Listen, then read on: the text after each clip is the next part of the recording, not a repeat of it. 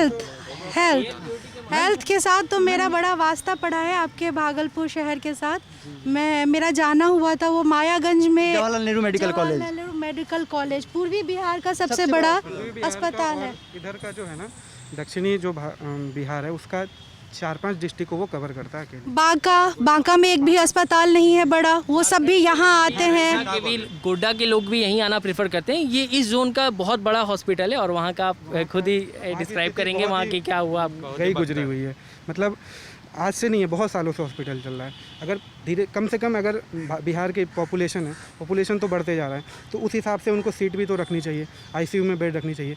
लेकिन आईसीयू की इतनी बदतर स्थिति है और हमारे जो वित्त मंत्री ये सुशील मोदी हैं वो जा कर के क्या वहाँ विधानसभा में बोलते हैं कि हम रेवेन्यू सरप्लस स्टेट है। रेवेन्यू सरप्लस स्टेट होने का क्या फ़ायदा अगर हमारे यहाँ ये स्थिति हॉस्पिटल की। हमारे SKMCH में बच्चे चमकी बुखार से मर जाते हैं 100-150 लोग, तो हम रेवेन्यू सरप्लस होके क्या करेंगे?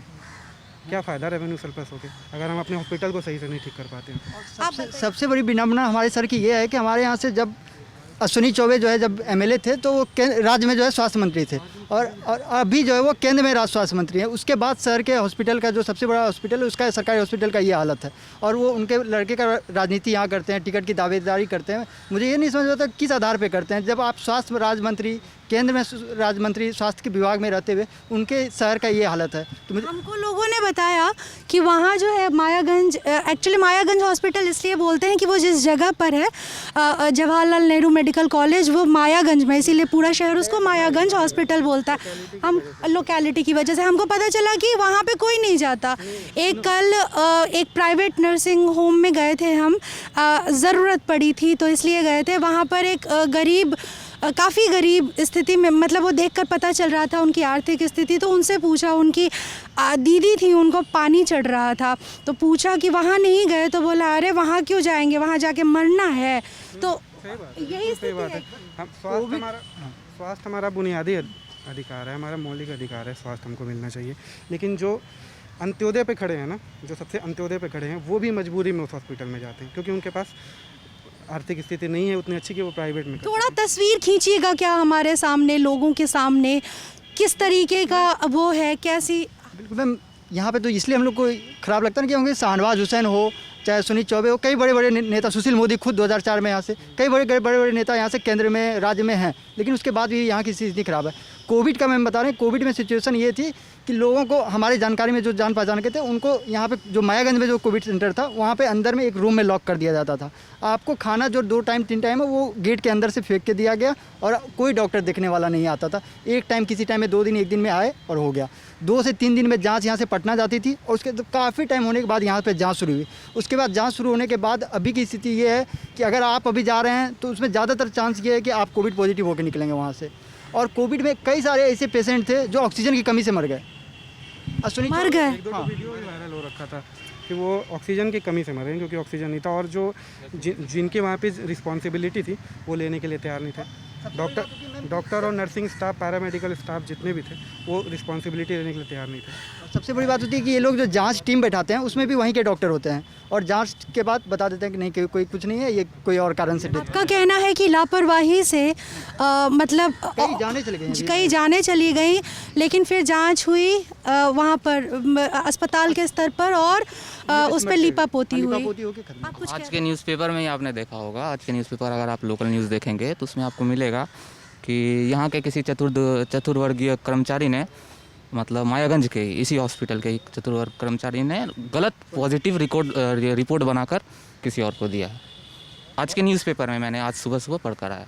और ये बड़े लेवल पे आपको यहाँ पे आम पे भी होती है, पर वो बड़े पे किन्हीं पे कार्रवाई नहीं होती। वो जो छोटा कर्मचारी है वो सस्पेंड हो जाता है, वो खत्म हो जाता है, पर किसी भी बड़े पे कोई कार्रवाई नहीं होती है। जितने हमारे जो बड़े डॉक्टर हैं मायागंज हॉस्पिटल के, सब ने प्राइवेट नर्सिंग होम खोल के रखा है और वो वहाँ पर जितने कम से कम समय जो इनको यहाँ देना चाहिए वो सरकारी अस्पताल में कम से कम समय देते हैं और अपने प्राइवेट हॉस्पिटल में ज़्यादा से ज़्यादा समय देते हैं और जितना ज़्यादा फ़ी हो सके वो फ़ी लेते हैं और सही से पेशेंट को उसके बाद भी नहीं देखते हैं। मतलब भागलपुर में अगर आप सीरियस पेशेंट है तो आप अपने बचने का नहीं सोच सकते, उम्मीद नहीं है आपके पास कि आप बचेंगे, क्योंकि ये प्राइवेट वाला तुरंत आपको मायागंज रेफ़र कर देंगे। लास्ट टाइम में पैसा तो पूरा लेंगे, लास्ट टाइम में मायागंज रेफ़र कर देंगे और मायागंज में तो जाने का मतलब है कि आप अपने जान से हाथ धो रहे हैं।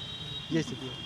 हाँ, मैं कह रहा था कि जून जुलाई के महीने में बिहार में कोरोना सबसे अपने पीक पर था। उस टाइम पे बिहार में हालात ये थे कि एक केस आया था हमारे आप अगर देखेंगे आत्माराम मेडिकल के सामने एक डेड बॉडी जो बाद में मृत पाया गया था, वो ललन टॉप के शो में सौरभ द्विवेदी सर ने भी उसको कवर किया था। वो एक डेड बॉडी कोई उठाने तक नहीं आया था। बाद में डिप्टी मेयर जो हमारे राजेश वर्मा जो इस पर खड़े हुए हैं, वो गए थे वहाँ पर, उन्होंने अपने निजी स्तर पर और जिस स्तर पर भी उन्होंने उठवाया। हमारे यहाँ ये सुविधा ये था हालात कि जिनको कोई लक्षण भी है, अगर वो चाहें भी तो अपने टेस्ट करवाना या कुछ करवाना, उन्होंने कोई ऐसी सुविधा नहीं थी कि जो अपना टेस्ट करवा सकें। मुझे लगता है कि हमारे शहर में जितने लोग हैं, कई लोग खुद से हुए हैं बीमार और खुद से वो ठीक हो गए हैं। उनको जो बचे वो बच गए और किस्मत थी, और जो नहीं बच पाए वो चले गए। हमारे यहाँ ऐसा केस हुआ है बिहार में। और ख़ासकर आप ये समझिए कि बिहार में कोरोना को लेकर अभी जो टेस्टिंग भी हो रही है, वो पहले एक तो हमारे यहाँ शुरू में बहुत कम टेस्टिंग हो रही थी। RT-PCR टेस्ट में बहुत कम टेस्टिंग हो रही थी, बिहार का सबसे कम था। फिर बाद में प्रधानमंत्री मोदी जी ने जो आह्वान किया कि बिहार को अपनी टेस्टिंग बढ़ानी चाहिए, तो उसके बाद एक आया एंटीजन टेस्टिंग जो आपको 15 मिनट में दे सकता है। उसके में आपको कितना फास्ट वो और कितना करेक्ट है उसका मेजरिंग, वो अपने आप में क्वेश्चनेबल है।